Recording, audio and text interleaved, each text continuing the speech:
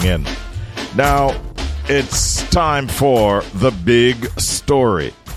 The latest Don Anderson poll shows Prime Minister Andrew Holness leading opposition leader Mark Golding by 7.5% in favorability ratings, with 37.7% for Holness and 30.1% for Golding. However, when accounting for unfavorability in those ratings, the two leaders are virtually tied, with Holness at plus 7.2% and Golding at plus 7.4%. It is that time of the year when I'm sure that Don Anderson and his team will be very, very busy. After all, we're looking to having a general election very, very soon, and we know that everybody wants to know what these polls are showing. Don is on with us this morning to look at this matter, and we say good morning and welcome, Don. How have you been? I'm good, Richie. How about you, man? Not too bad at all. Always a pleasure to have you on, Don. And we note the latest polls results, but I wanted to start by asking you to sort of elaborate on the methodology used in this latest poll, including sampling size and demographics and so on. All right. I'm happy to do that. We use a nationally representative sample, and to break that down to the layman, it means that when we design our sample, it accurately reflects the makeup of the population in terms of gender, in terms of age groups, so that once we pick a sample, we can reliably predict the results up to the total population, because the sample is a mirror of the population. So it's a nationally representative sample. We interviewed 1,033 persons. We have calculated that with that sample size, we'll achieve a margin of error of plus or minus 3 percentage points, which means that we're 95% confident the data is within 3 percentage points either way. Mm-hmm. Adults 18 years and over were interviewed, they're actually down to vote, they're registered to vote, and therefore we're talking about people who are zeroing on the election and therefore eligible to vote. Whether they're going to vote or not is another thing, but we do start with them being eligible to vote. Mm-hmm. All right. Island-wide, and the fieldwork dates were May 6th to June 7th. So I think that's the background to the study. Okay. Now, let us focus a little bit more now on the favorability trends that you picked up. What trends do you see in the favorability ratings of both Holness and Golding over these polls that you recently conducted? It actually fluctuates quite a bit. I mean, we've gone back a couple of polls, and in the June poll, for example, June 2024 poll, Golding was slightly ahead of Holness in favorability rating, but that was an anomaly almost because Golding has trailed Holness generally in favorability rating, and there's a good reason for that. When we look at the current poll, which was conducted, as we indicated, between May and June of this year, the number of persons who would say they couldn't form an opinion, couldn't give an opinion on their favorability was close to 50%, and that is for Golding. Mm-hmm. Whereas Holness was very much, active, seen, heard, because he's the Prime Minister and making the announcements. More persons were able to give an opinion on how favorable they considered him to be. In that context, as you indicated, Holness was rated at 37%. He got a 37% favorability rating as against Golding's 30%. But by virtue, again, of being the leader, so to speak, Holness's unfavorability rating was higher than that for Golding. And therefore, when you match it out, when you take away the unfavorability from the favorability, Golding actually comes out at a slightly better, what we call net positive rating of 7.4% as against Holness's 7.2%. And we have to do that because not only must you look at the favorability, you must look at the unfavorability, and then you get a net rating of the overall perception and how people feel about each of the leaders. And we've done that consistently, right? So this is what we have found. Now, Don, there is also the aspect of those with no opinion whatsoever. What does the higher, as I've gleaned, no opinion rating for Golding signify, and how might this affect his campaign strategy? Well, 47.2% of the persons we interviewed said that they had no opinion of Golden. What it says is that he probably hasn't projected himself to the extent that they would have liked, and therefore they really can't assess him one way or another because they don't seem to know enough about him. And that certainly talks about, the extent to which you have made yourself available, and therefore the extent to which people can form an opinion about you based on what they have seen or heard, or even if they have met you, kind of thing. So it suggests that he has not been out there as much as the people think he ought to be, and as a result, awareness doesn't mean vote necessarily, but non-awareness could mean no vote. Mm-hmm. Mm-hmm. That's a paradigm that you need to probably reflect upon. If you're not known and seen and heard, then it probably is going to impact your ability to get votes. Mm-hmm. So I think what would be important, clearly based on this and the fact that Holness is non-communion, no opinion rating, so to speak, is much lower. And obviously, he's far more visible than Golden because of the fact that he's Prime Minister and he's making announcements on a regular basis. So people are more aware and can, in fact, speak to how favorably they consider him to be. I mean, I hear you, and I'm thinking, for instance, Mark Golding has been right across the island, many appearances, presenting candidates and so on. And you ask the question, is it that people are not paying attention? You know what I mean, Don? Because he's out there on the campaign trail. I've seen him many times popping up on my screen with these live presentations. But obviously, more needs to be done, is what the polls are showing. And I think what it actually is reflecting probably is more the kind of national awareness, because to be in the field, to be in the trenches is one thing, and therefore you get to know a limited number of people. When you have a national kind of media presence, it makes a difference, because we're talking about a national survey. If we did perhaps some constituency surveys where he has been, the awareness level and therefore the favorability rating might be different. Right. But it's now a national survey in which you're capturing people who may have never known that he's been into constituencies and stuff like that. I want to go back so that's the difference. Yes, I understand. I want to go back to the favorability rating matter. Do you believe that the favorability ratings will translate to voter intention in the next election? Not necessarily, and I say so because we're in a slightly different era now. There was a period, say during a PJ Patterson or Portia Simpson Miller, for example, where the leaders tended to have been the dominant driver in terms of voter support. In other words, if the leader ratings was high, then the party would obviously be highly favored.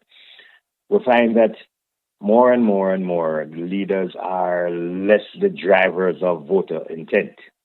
Not that they don't impact, but they're less so than they were before.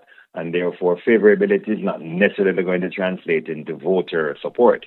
Not necessarily. It will in some cases, obviously, but it's not the prime driver, again, of voter support. People are looking at a number of different issues. How well is the party addressing my need? Are they concerned about the country, about the people? Are they, things like those, job support, roads and water? Those are the concerns. And people are not necessarily blindly following the leader because the leader says votes for my party. Still on the subject of leadership and leadership style, in your opinion, what aspects of Holness's and Golding's leadership styles might be contributing to their respective favorability ratings? I think what people do, they assess what they've heard and seen. So over the last couple of years, for example, last 2 years, I'd like to probably limit it to say 2 years, when Holness has been exposed to a fair amount of scrutiny for all kinds of reasons. This has helped, I believe, to shape his unfavorability rating. All right? Nobody speaks sort of directly about it, but we know that we pick that up from sort of debriefing of our interviewers and so on when they tell us, why is he considered unfavorable, and people are saying, man, all kind of thing associated with him, so to speak. Now, the style of Golden is one where he doesn't, I think we all know that he was a reluctant shoo-in to the presidency of the party. And therefore he has tended to lane back to a certain extent and allow other people around him to kind of be the face of the party. And I think that leadership style is probably not necessarily going to win you a lot of support because people like to see their leader, you know. And I think Holness' style, which is upfront, in your face kind of thing, is an important factor. Again, unfortunately, there are a number of things which are detracting from that kind of positive that you would normally gain by being so very visible. As we say, Golden, on the other hand, tends to stay back. And I think what they'd like to see is more of Golden out front and therefore more be able to compare the two leaders. And if he was more up front, I think you would see his style. He'd probably be able to attract more support for himself, not necessarily for the party, but for himself, and be in a position where people would be better able to assess how they feel about him. If you just joined us, we're talking here with Don Addison, and we're looking at the poll results that we mentioned earlier, where he found in these polls that Prime Minister Holness was leading opposition leader Mark Golding by about 7.5% in favorability ratings, and at the same time that both leaders were virtually tied in terms of unfavorability. Do factors like the economic conditions or any major policy decision or announcements, did you find that those impacted favorability in any way? Well, there was no direct question as to why, so it's kind of difficult for me, as a scientist, research scientist, to conjecture. I don't want to do that. We didn't have any direct kind of question that would have unearthed what were the factors that accounted for either the favorability or the unfavorability rating. So I don't want to conjecture. We have our own thoughts about it, but that's really, as I always say, my opinion doesn't count. Right. Yes. Swing voters, Don. What are you picking up as far as they're concerned? Well, you know what's happening, and I thought you might have been talking about party standings, which we released. They probably don't know that. But what we find is that, say 6 months ago when we did these polls, the number of people who said they were going to vote, the voter turnout was in the high 40s. Now, we haven't had that voter turnout for a while. The last election was 38%. But what happens is that when you begin to think and talk about elections coming up 6 months out and that type of thing, people are very easily will tell you who they're likely to vote for. So we gauge that. What we're finding is that as we get closer to an election is obviously in the air somewhere along the line very soon. All right, it has to be it should constitutionally be by September, which means another 2-3 months. Right. What we're finding is that the more the campaign intensifies, some persons are not able to determine who am I really going to vote for. And therefore, in this particular poll, we find that there's a lower incidence of persons who said are committed to vote. And these persons who have moved from being sure who I'm going to vote for to being unsure about who I'm going to vote for are what we consider to be the swing voters. They're going to be very important. And therefore, when the campaign really starts in earnest, and people will have said it actually has started, but when they announce the election date and the campaign gets into full gear, you're going to find these are the people that are going to help to determine the outcome of the election because they are the ones that are manipulatable. Yes. Bad word maybe, but the ones who are going to be responding to the messages and the sort of impact that will be brought to bear in a campaign. So right now, we find that there is about a 5-6% swing vote that obviously both campaigns are going to target. They are the undecideds. These are the ones that are fluctuating at this point in time and not concrete. Like when we ask people who they're going to vote for and why, a significant percentage say, I'm going to vote for PNP because I always vote for them. I'm going to vote for JLP because I always vote for them. Those are the solid block of loyal voters who we're not going to change. Right. But there are a number of people who are maybe about 10% now of the voting population that are likely to be swing voters and who they know where they are, what constituencies they lie in, and there's marginal constituencies, for example, and I'm sure both parties are targeting those marginal constituencies because that's where the swing votes are really to be located. Yes. I have been sent, and this is our final segment now, I have been sent a document which seems, I don't know if it has been it has been published as yet, but it has to do now with party standings, where I'm seeing the PNP at 32.6% and the JLP at 29.6%. Have these findings been published? Public knowledge. Okay. What are you? Give us a little comment on that, Don. So we're tracking voter intent. Now, elections, I make the point, elections are not won by virtue of polls because elections are won on election day. Yes. All right. But what the polls are saying is that the lead that the People's National Party picked up right after the local government elections, which they won slightly with more popular votes than the JLP got, that increased to 7% by April, 2 months after the local government election in February last year, right up to 9% in September last year, and people saying, well, the PNP will win the election. Now, that gap was just showing that there was a considerable degree of dissatisfaction with the JLP at that point in time. When we did the first poll in February of 2025, a couple of months ago, that lead by the People's National Party dropped to 4.7 percentage points from 9, which is a significant fall off. We did it again in another poll, this current poll that we're talking about, and when we calculated the numbers, 32.6% said they would vote for the PNP as against 29.6%. So that lead had fallen further to 3 percentage points. We like to look at the trend of data. We don't have a long enough time series yet, because that could turn next time if we did another poll before the election is held. That could turn. So we need a longer time series to be able to say categorically how the election is likely to turn out. But what it does say is that despite the fact that the JLP has been campaigning very heavily, they've been doing a lot of stuff, they've been making promises, they've been handing out houses, they've been doing all sorts of things, opening doors and launching things. Their percentage, the number of people who say they're going to vote for them hasn't really changed, which is a little bit of a disappointment because one would have expected that would have driven more people to embrace. But what it in fact has done is to make people more uncertain about voting for the PNP. So that is what is causing the fall off in the PNP's voter intent, or the voter intent support for the People's National Party. So that gap is now 3 percentage points. And it is therefore worth noting because it's 3 months inside of an election to go to an election. So that is ought to be of concern.